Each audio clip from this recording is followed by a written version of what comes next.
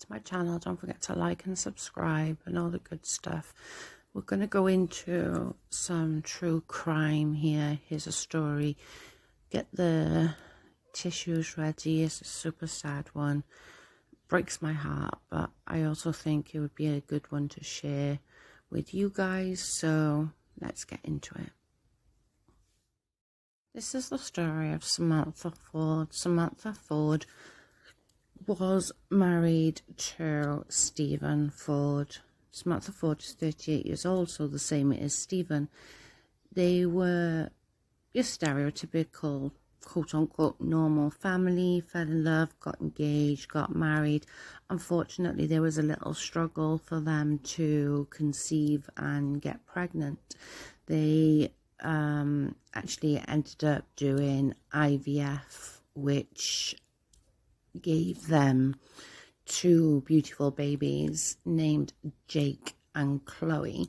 The babies obviously were extremely wanted and loved on, IVF. I know you girls, a lot of you know about it, but IVF is a super, super huge thing to go through on your body.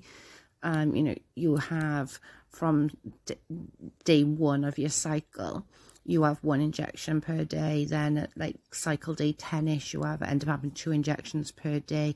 Then you get to cycle pending sometimes 21ish, and then you have a trigger excuse me, then you have a trigger shot. 36 hours later you go and have egg retrieval. Then anywhere from 3 to 5 days later you have transfer done. It's super, super hard on your body. Clearly, first off, the babies were very much wanted, very much needed, and they pulled through.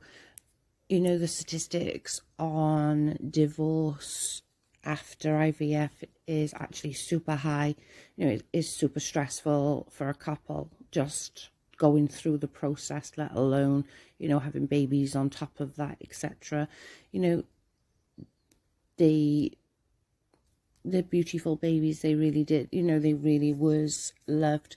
Somewhere along the sort of 19-month mark, Stephen left and decided to end his marriage, stop divorce proceedings upon Samantha. Samantha didn't take this too great and didn't want maybe to split their family up, didn't want to, be a single mom.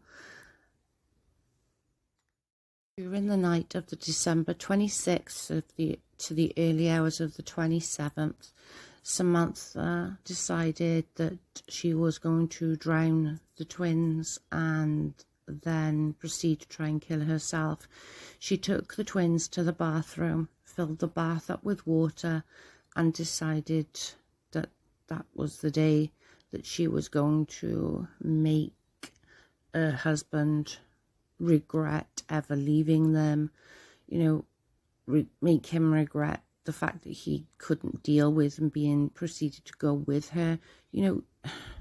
I get it, women don't like it when divorces, and sometimes men don't like it when they're divorces, but killing 2 babies is just, I'm sorry, I don't know. I can't even begin to explain my thoughts on this.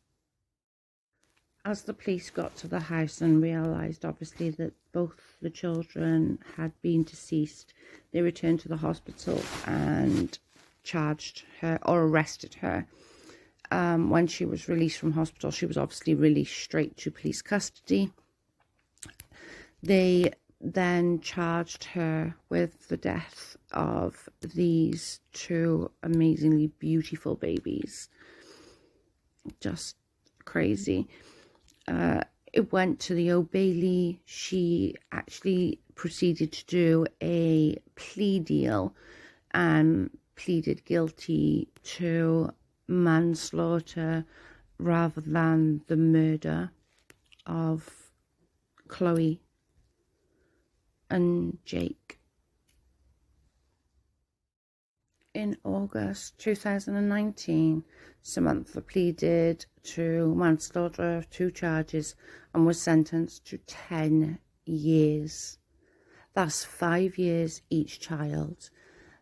That's 60 months each child. That's 1,825 days each child. Bearing in mind, in the UK, she'll probably at the maximum serve 1,795 days per kid, per child, for murdering these 2 beautiful babies. She's going to end up probably more likely half. So she'll end up doing 30 months. That's, 1,436 days.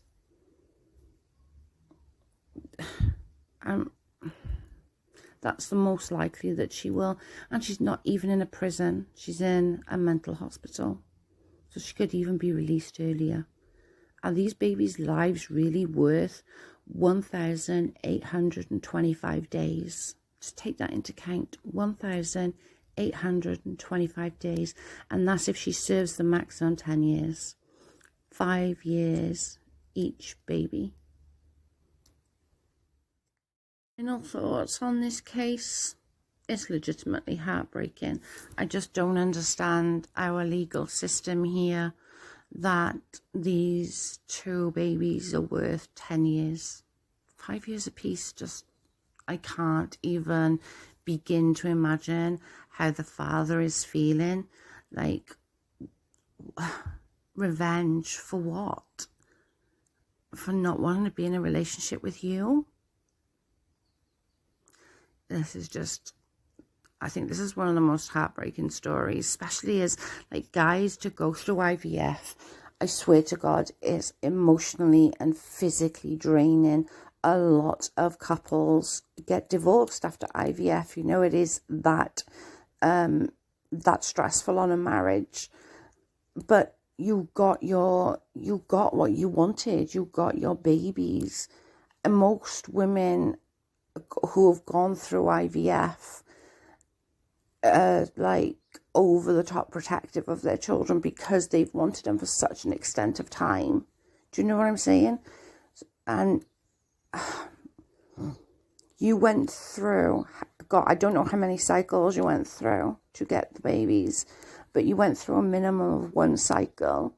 That's something like 150 injections, multiple scans, egg collection, which is you're awake for, and it's bloody painful. You went to transfer, which, okay, you're asleep for, but still the aftermath of that is bloody painful. Then you went to proceed to have progesterone, either injections or suppositories, which again are freaking painful. You got your babies and you killed them for revenge. I don't know, guys. I just think it's absolutely insane. Anyway, thank you for watching. Don't forget to like, share, subscribe, and I will catch you on the next one. Bye, guys.